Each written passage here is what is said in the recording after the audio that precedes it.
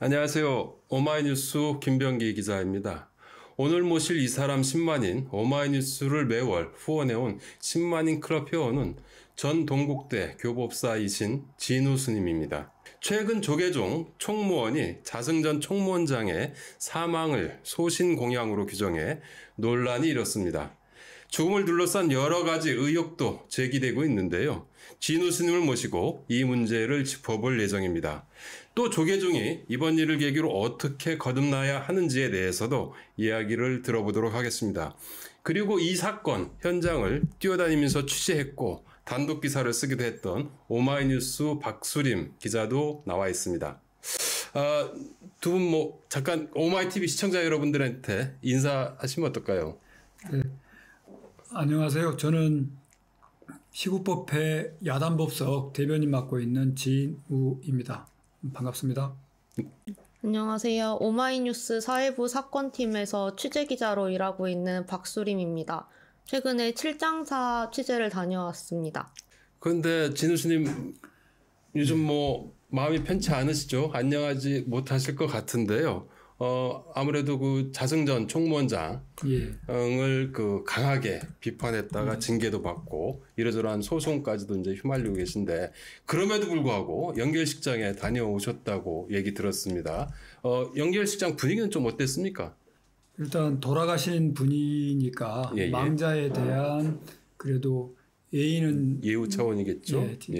예우 차원이기도 하고 아무리 나쁜 짓을 많이 한 스님이긴 하지만 그래도 공도 없지는 않거든요. 그래서 그리고 저와의 인연도 있어서 그래서 보내드리기는 해야 되겠다 싶어서 조문은 갔었고 분위기는 어느 장례식장이든지 마찬가지지만 그때도 조금 마찬가지였습니다. 그런데 상대적으로 상자 스님들은 그래도 좀 이제는 좀 화해를 좀 하자라는 얘기를 하시는 분도 있었는데 조계종 이제 관계자 특히 이제 호법부 관계자들은 제가 그 자리에서 미국에 있던 신도들도 만났어요.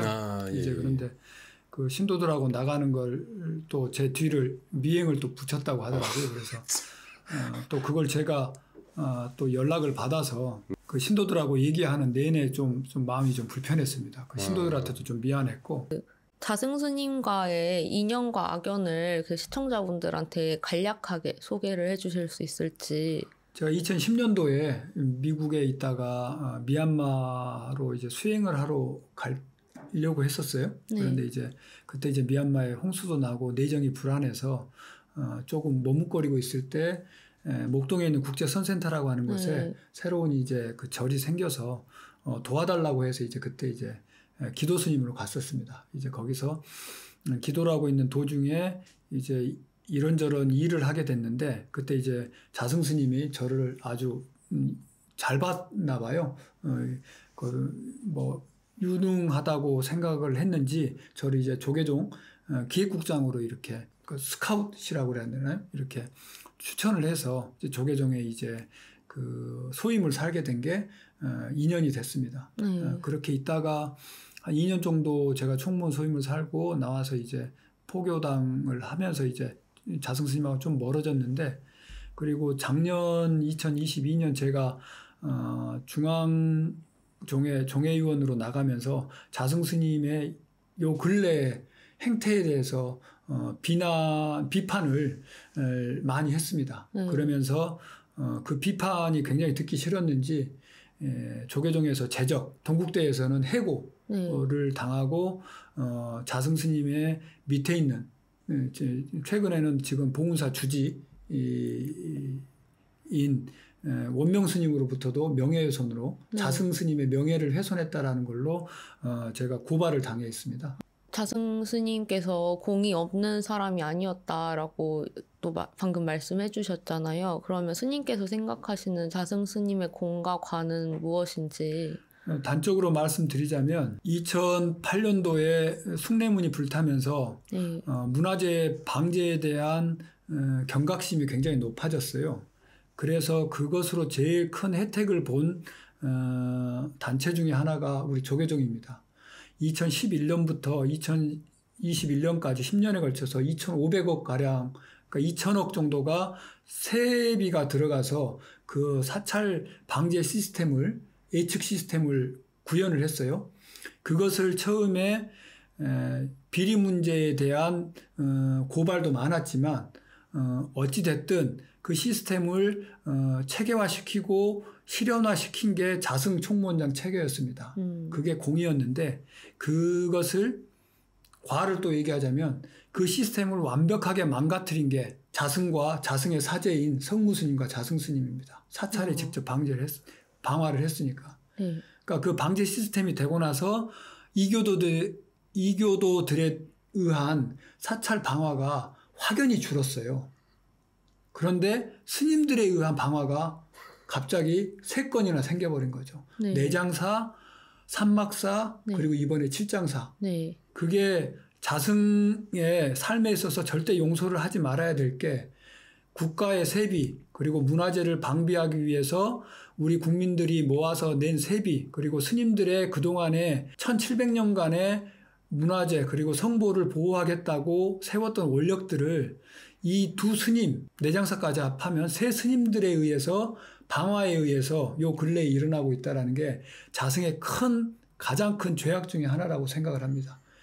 그리고 그것을 소신공양이라고 울부짖고 있는 이 총무원장 이하 이 상홀결사 그리고 조계종 상층부들이 진짜 혀를 깨물고 반성을 해야 되지 않을까 싶습니다. 아무래도 이제 그 종단에 몸을 담고 계시니까 많은 이야기를 들었을 것이라고 이제 그 추측이 되는데요. 우선 그 총무원이 자승전 원장의 그 죽음을 서둘러 소신공양으로 규정을 했지 않습니까? 이로 인해서 자살 방화 사건이라는 프레임이 완전히 없어져 버렸어요. 사라져 버렸어요.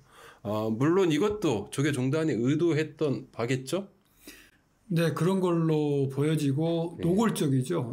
말도 안 됩니다. 그러니까 똑같은 사건이 작년 3월 18일에도 있었어요. 그것도 이제 자승 전 총무원장의 사제인 용주사 부주지를 했던 성무스님이 삼막사 종무소를 불태우고 본인이 이제 죽은 사건에 대해서는 분명하게 방화 그리고 범인이라는 기사가 나왔습니다. 그런데 이번에는 조계종에서 서둘러서 그리고 자승의 최측근으로부터 기자들한테 소신공양이라고 써달라고 강요 내지는 부탁을 했다고 해요. 그러면서 조계종에서 그 다음날 30일 날 소신공양 자화장이라는 말도 안 되는 그 종교적인 프레임을 갖다가 먼저 씌워서 일반 언론에서 이제 방화 사건으로 접근하지 못하게 가이드라인을 친 거라고 저는 생각을 합니다. 그러면 기자들한테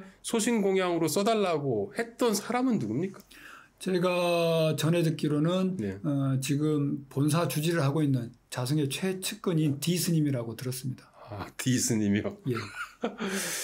그러면은 그분은 사건이 경찰이 발표하기도 전에 이미 다 내막을 알고 있었던 건가요? 뭔가요?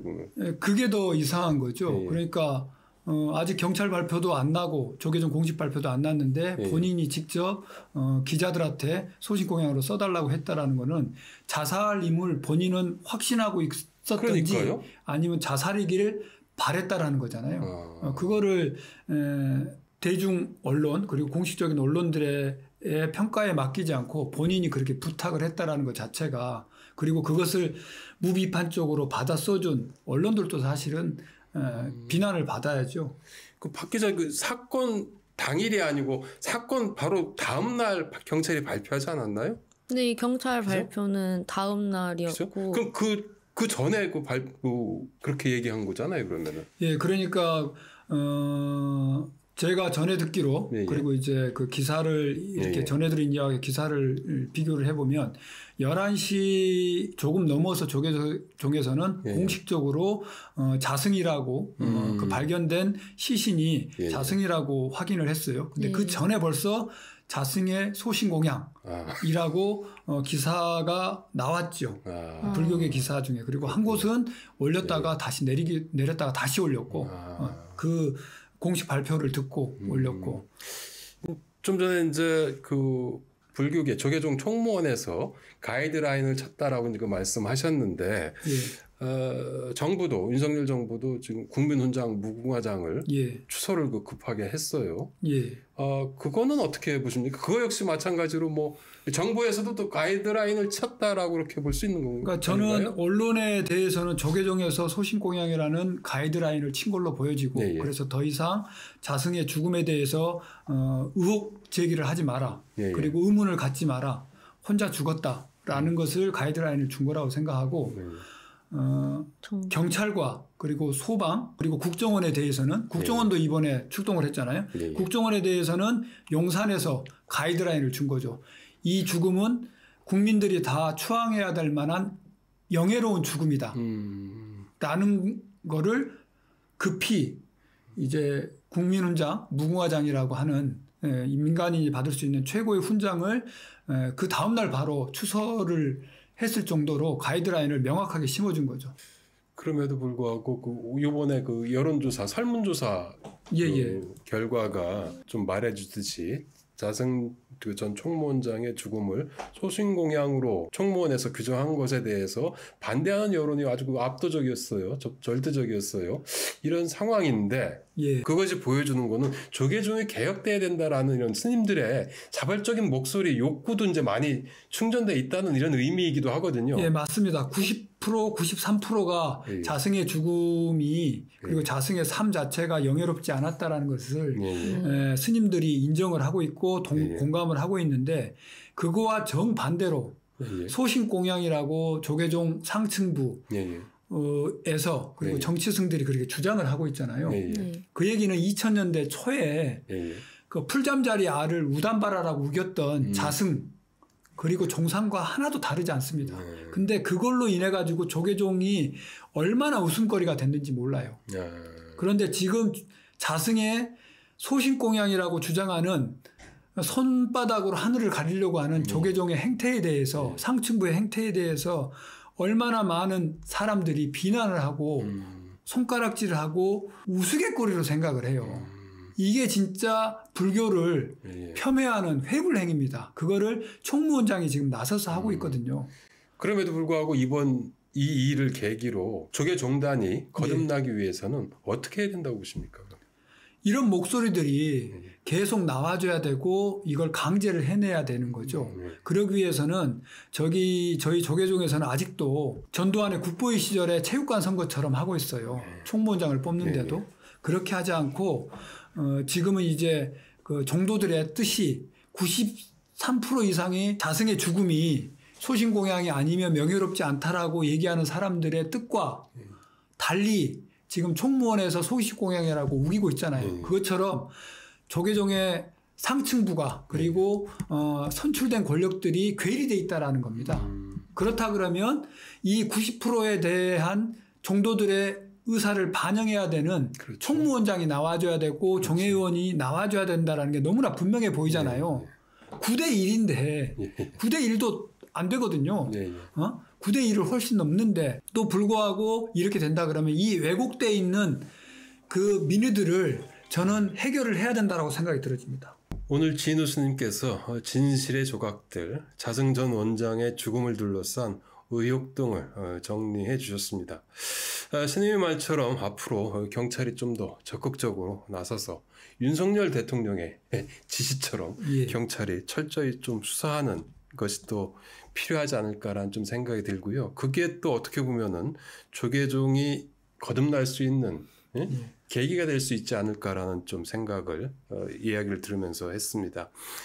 스님 그 마지막으로 정리 말씀 부탁드립니다. 죽음은 미화되지도 폄하되지도 않아야 된다라고 생각이 들어집니다. 그래서 12구 그리고 오송 그리고 서희초 그리고 최상병 사망까지 진상규명이 추모다.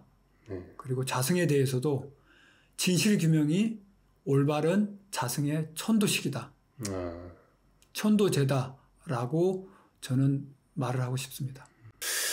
스님 그 오늘 말씀 고마웠고요. 우리 그 박 기자도 옆에서 고생하셨어요. 네, 감사합니다. 박 기자님 덕에 녹취록 기사 때문에 그래도 사실에 조금 더 접근하게 된 것 같다 싶습니다. 감사합니다. 이 방송 마치기 전에 저도 홍보 말씀 하나 드리겠습니다. 아직도 오마이TV 구독 버튼 누르지 않으셨다면 지금 부탁드립니다. 그리고 진우 스님과 함께 오마이뉴스, 오마이TV를 후원하실 그런 생각을 가지신 분이라면 아래 자막에 나와 있습니다. 010-3270-3828 010-3270-3828로 전화 주시기를 부탁드립니다. 저는 또 10만인 크롭 회원을 모시고 찾아뵙도록 하겠습니다. 다 같이 이제 고생하셨는데 함께 인사드릴까요? 오마이TV 시청자 여러분, 안녕히 계세요. 감사합니다.